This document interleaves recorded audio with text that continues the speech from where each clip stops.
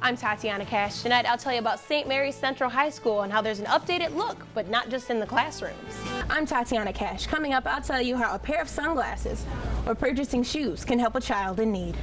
I'm TaTiana Cash. Tonight I'll tell you about the North Dakota Young Entrepreneurship Program and why they're at Bruno's Pizza today. Students in technical careers such as cosmetology are able to benefit from the entrepreneurial program at Bismarck State College. Mandan High School went into lockdown this afternoon. Good evening, I'm Alan Miller. And I'm Monica Hannon. Thanks for joining us. TaTiana Cash also joins us now. She's got more on that story. TaTiana? Monica and Alan, Mandan police say no charges have been filed at this point, but one Mandan High School student is in custody for possession of a concealed weapon after the school had to go into lockdown its entire campus for more than an hour to protect both students and staff from an external threat to the building. Someone called to police to report that a Mandan high schooler had a gun on campus. Police say they immediately responded to the call. The school went into lockdown. It's pretty scary knowing that you think this is a safe city to live in and something like this does happen. Emails and text messages were sent to parents. School officials also notified students that they were going into lockdown. On the intercom, the announcer, she sounded kind of shaky, so I knew something had to have happened. Some kids kind of were getting nervous. I wasn't really getting nervous, but we were like looking out the windows and like cops were going around and stuff, so. Police say 5 suspects were involved in the incident. When officers arrived on campus, they went to the Brave Center and detained one student said to have possession of the gun. I guess there's I hear rumors all the time that there's drugs and I was like, that's not the fact that bothers me, but one thing that bothers me is someone actually brought a gun to school and you don't know what their intentions were. However, the gun wasn't with him. It was with students walking down the 600 block of 6th Avenue. Those 4 were detained and the weapon was found in their possession. Parents say they are happy no one was hurt and appreciated police working hand in hand with the school. But there's still room for improvement. Suggest that Brave Center be better secure. From what I hear, that Brave Center is not very secure. After word that the situation had been taken care of, administrators decided to resume the school day. Now, at this point, it does not appear that any direct threats were ever made to students or staff at Mandan High School, but the case is still under investigation. Although this could be seen as too graphic, program coordinators say it's necessary. To be able to actually see what could happen, what they could face, is phenomenal. Emergency rescue vehicles respond to a drunk driving accident. Both freshmen and community members look on with mixed emotions as their fellow upperclassmen lay injured or worse. To see something, to see it, is to believe it. I lost a classmate this August due to a car crash, and it just means a lot to our class especially, and I want to get the point across to the freshmen because it's been a long time since we've lost any students. Geared only to freshmen, the program teaches students using actual law enforcement and medical professionals to build the story from the crash to the courtroom. When you can involve the student in what you're teaching and hands-on experiences, that's what they face.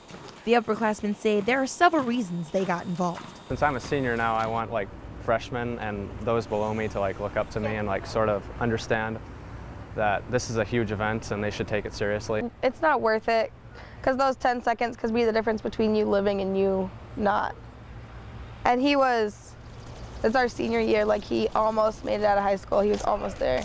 More than 150 freshmen from Lemmon and surrounding area schools were able to hear the message of safety and smart choices. Reporting for NBC North Dakota News, TaTiana Cash. Graduation ceremonies for the class of 2014 are almost here. One of the most popular and traditional ways to capture special occasions like these are pictures. That's not new.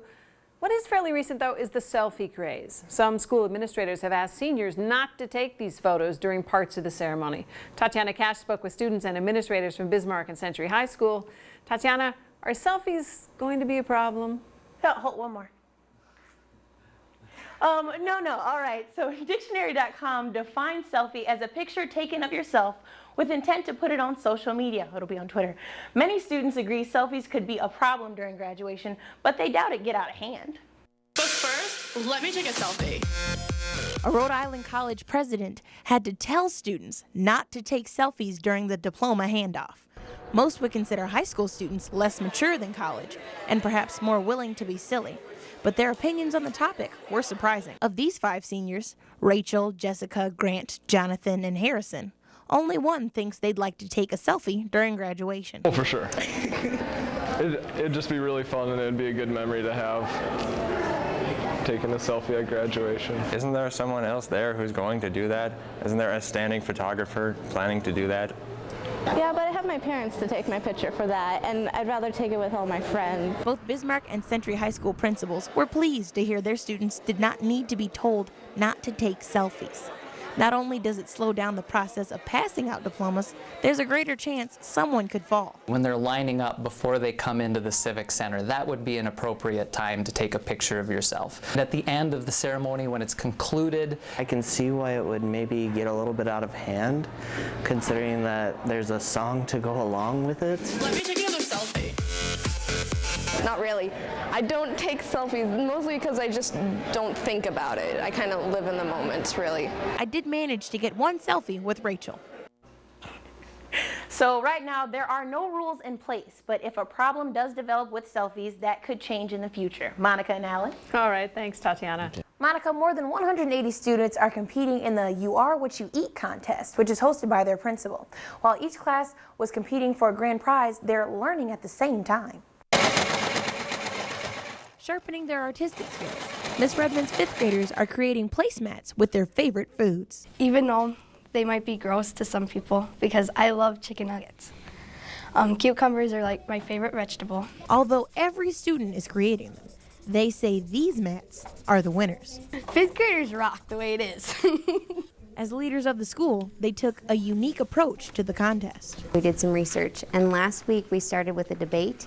We had 2 teams in the classroom, and we asked the kids, what are some things that you would like to do to improve our school? Make a new garden, get a new Promethean board in this class, make new equipment. Along with the placemats, each student must create a person out of their favorite foods. Because I like chocolate, and I like chocolate cake, and then I like strawberry frosting. For some, this highlighted their passion for writing. Kate used to be an ordinary girl, an ordinary girl who liked cake a lot, and I mean a lot. This is just really neat for them to kind of, learn where stuff comes from, where there are different types of farmers. Other classes worked in groups for their story. We pulled in a lot of grammar through that, worked a lot with the spelling aspect of it as well, used some of our new vocabulary words that we've been learning. Students say this contest has made them appreciate farmers and think about what they'd like to grow. Corn, sunflower seed, that's pretty much it. Administrators say no matter who gets the grand prize, they're all winners. Now, Prairie View Elementary's principal will be choosing the winning class and serve them lunch tomorrow. So did either of you actually have a school contest that challenged and taught you? Well, I don't even remember what I had for lunch today, so thinking what I learned in elementary school, it's hard to remember. Sure, the answer is yes. That's a simple way of doing it. Okay.